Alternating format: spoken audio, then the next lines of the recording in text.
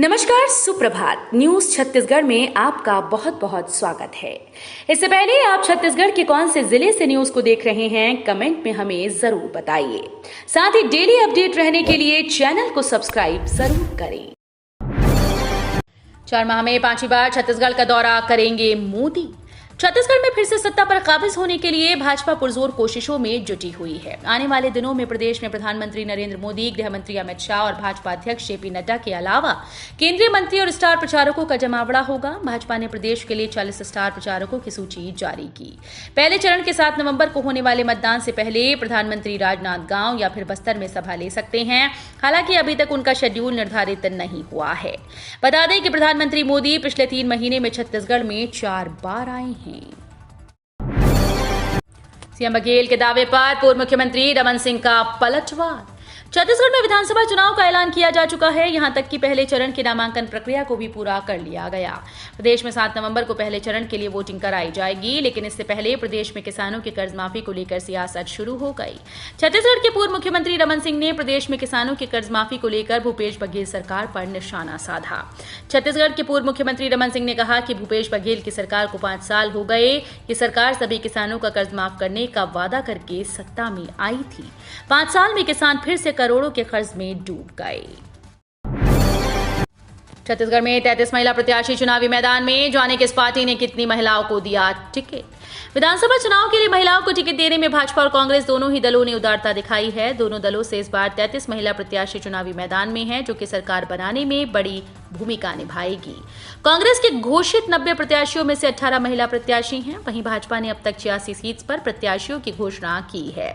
इसमें 15 महिलाओं को चुनाव लड़ने का अवसर दिया गया। महिलाओं के प्रति दलों के द्वारा दिखाई गई उदारता से प्रदेश के समीकरण बदल सकते हैं। कांग्रेस सत्ता में आई तो हर वर्ग के लिए तैयार की योजना।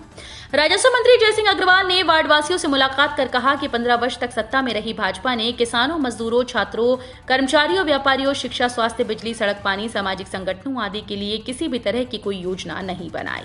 लेकिन वर्ष 2018 में सत्ता की बागडोर संभालते ही कांग्रेस सरकार के मुख्यमंत्री भूपेश बघेल ने 2 घंटे के भीतर 18.82 लाख किसानों पर बकाया 9,270 करोड़ रुपए का कृषि ऋण को माफ कर दिया और 2500 रुपए प्रति क्विंटल की दर पर धान खरीदी का निर्णय लिया।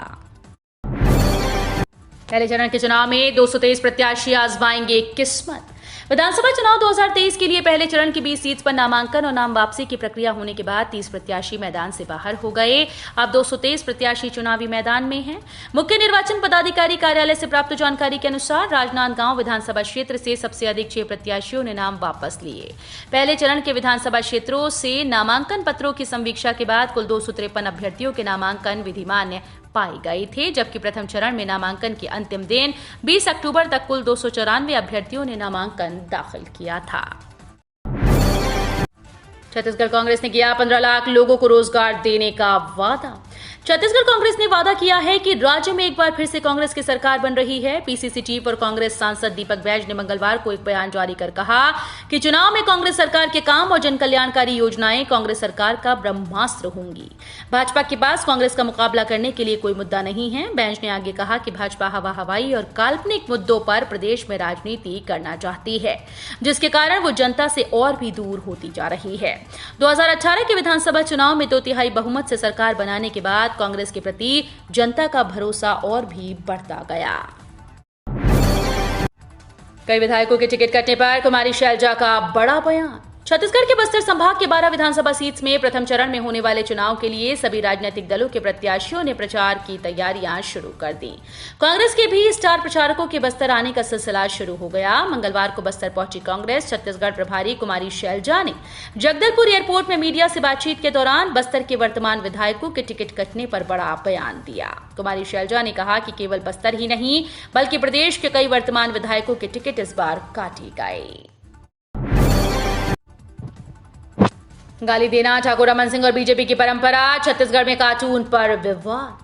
दशहरे के मौके पर भारतीय जनता पार्टी की छत्तीसगढ़ इकाई द्वारा सोशल मीडिया साइट एक्स पर किए गए एक पोस्ट को लेकर राज्य में नया वाक युद्ध छिड़ गया।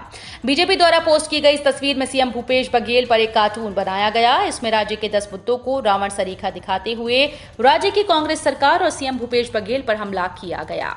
अब इस पोस्ट पर सीएम भूपेश बघेल ने अपनी प्रतिक्रिया दी है। रायपुर संभाग की इन 4 सीट पर भाजपा और कांग्रेस ने नए प्रत्याशी पर खेला दांव। छत्तीसगढ़ का मौसम बदलने लगा है। सुबह शाम हवा में गुलाबी ठंड की अनुभूति होने लगी है, लेकिन राजनीतिक गर्मी चरम पर है। कांग्रेस सरकार बचाने के लिए लड़ रही है तो भाजपा वापसी करने की एड़ी चोटी का जोर लगा रही है। प्रदेश की सत्ता पाने की चाह में दोनों पार्टीज रणनीति तैयार कर उम्मीदवारों को टिकट देकर चुनावी मैदान में उतारा है। विधानसभा चुनाव 23 में रायपुर संभाग में 4 विधानसभा के लोगों को उनका प्रतिनिधित्व करने के लिए नए नेता मिलेंगे। चुनावी महासमर में रायपुर ग्रामीण, बलौदाबाजार, धरसींवा, बिंद्रान विधानसभा सीट पर भाजपा और कांग्रेस दोनों ने ही नए प्रत्याशी पर दांव खेला है। चुनाव में 21 केंद्रीय सुरक्षा बल और 811 स्पेशल प्रोटेक्शन ऑफिसर होंगे तैनात। विधानसभा चुनाव में इस बार जांजगीर चांपा जिले में 21 केंद्रीय सुरक्षा बल पर हर पोलिंग बूथ पर स्पेशल सुरक्षा अधिकारी तैनात होंगे। चुनाव के दौरान कोई भी असामाजिक तत्व अशांति फैलाने की कोशिश करेगा तो उसके खिलाफ तत्काल कार्रवाई की जाएगी। साथ ही उसे जेल की हवा भी खानी होगी। इसके अलावा पुलिस विभाग के द्वारा चेकिंग के लिए स्पेशल मशीन की व्यवस्था की गई है। जोहार छत्तीसगढ़ पार्टी ने जारी की प्रत्याशियों की लिस्ट। छत्तीसगढ़ में जैसे जैसे विधानसभा की तारीख पास आती जा रही है, वैसे वैसे राज्य की सभी छोटी बड़ी पार्टीज अपने उम्मीदवारों के नामों की घोषणा कर रही हैं। इस बीच छत्तीसगढ़िया क्रांति सेना की जोहार छत्तीसगढ़ पार्टी ने अपने प्रत्याशियों के नाम की लिस्ट जारी कर दी। बता दें कि जोहार छत्तीसगढ़ पार्टी ने आज 31 सीट्स पर प्रत्याशियों की घोषणा कर दी। प्रदेश के 90 में से 31 सीट्स पर उनके प्रत्याशी विधानसभा चुनाव लड़ेंगे। वहीं इस नई राजनीतिक पार्टी का ऐलान 21 अक्टूबर तक हुआ है। क्रांति सेना के प्रदेश अध्यक्ष अमित बघेल ने कहा कि छत्तीसगढ़िया लोगों के संवैधानिक अधिकारों की लड़ाई के लिए इस पार्टी का गठन किया गया है। छत्तीसगढ़ में युवा वापसी करेगी कांग्रेस, 31% विधायकों के टिकट काटे। छत्तीसगढ़ में चुनावी बिगुल बच चुका है। चुनाव को देखते हुए कई पार्टीज विधानसभा चुनाव में प्रत्याशियों की सूची जारी करने में लगी हैं। कांग्रेस ने तो अपनी 3 सूचियों में प्रदेश की सभी विधानसभा सीट्स के लिए उम्मीदवारों के नामों का ऐलान कर दिया। कांग्रेस की पूरी कोशिश है कि प्रदेश की सत्ता दोबारा हासिल की जाए। इसके लिए कांग्रेस ने मौजूदा 71 में से 31% विधायकों का टिकट काट दिया। कुल 90 विधानसभा सीट्स पर उम्मीदवारों के नामों का ऐलान होने के बाद 22 विधायकों को चुनावी मैदान से बाहर का रास्ता दिखा दिया गया है। सिर घुमाकर हुंकार भरेगा दशानन, अट्टहास करते लहराएगा तलवार। छत्तीसगढ़ विद्युत उत्पादन कंपनी की हंसदेव ताप विद्युत संयंत्र परिसर कोरबा पश्चिम कॉलोनी के लाल मैदान में तकनीकी कर्मियों की टीम ने जिले का सबसे ऊंचा 110 फीट का रावण तैयार किया है। गियरबॉक्स कनेक्ट कर मोटर सिस्टम तैयार किया गया, जिससे 180 डिग्री में रावण की 10 मुंडी एक साथ घूमेंगी और तलवार वाला हाथ भी उठेगा। मुंह से आग के साथ धुआं भी उगलेगा। नक्सलियों ने भाजपा नेता की हत्या की ली जिम्मेदारी, पर्चा फेंक कर दी चेतावनी। छत्तीसगढ़ के मोला, मानपुर, अंबागढ़ चौकी जिले के सीता गांव आंधी रोड पर नक्सलियों ने पर्चा फेंककर भाजपा नेता बिरजू तारम की हत्या की जिम्मेदारी ली है। नक्सलियों ने ये चेतावनी भी दी है कि वोट मांगने वालों को बिरजू जैसी सजा मिलेगी।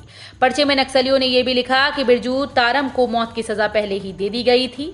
बीजेपी व आरएसएस को भगाओ, देश बचाओ का नारा भी नक्सलियों ने पर्चे में लिखा है। नक्सली पर्चा मिलने के बाद पुलिस और भी ज्यादा सतर्क हो गई है। छत्तीसगढ़ में बदलेगा मौसम, इस जिले में हल्की बारिश के आसार। बंगाल की खाड़ी के ऊपर स्थित गहरे अवदाब के प्रभाव से छत्तीसगढ़ में मौसम का मिजाज थोड़ा बदल रहा है। इसके साथ ही न्यूनतम तापमान में बढ़ोतरी के आसार हैं। मौसम विभाग का कहना है कि हालांकि आने वाले 4 दिनों में अधिकतम व न्यूनतम तापमान में विशेष बदलाव नहीं होगा। प्रदेश भर में कृषि विज्ञान केंद्र कोरिया और एआरजी बलरामपुर में सबसे कम न्यूनतम तापमान 14.8 डिग्री सेल्सियस दर्ज किया गया है। सोमवार को रायपुर सहित प्रदेश भर में मौसम शुष्क रहा। मौसम विज्ञानी एसपी चंद्रा ने बताया कि गहरा अवदाब पश्चिम मध्य बंगाल की खाड़ी के ऊपर स्थित है।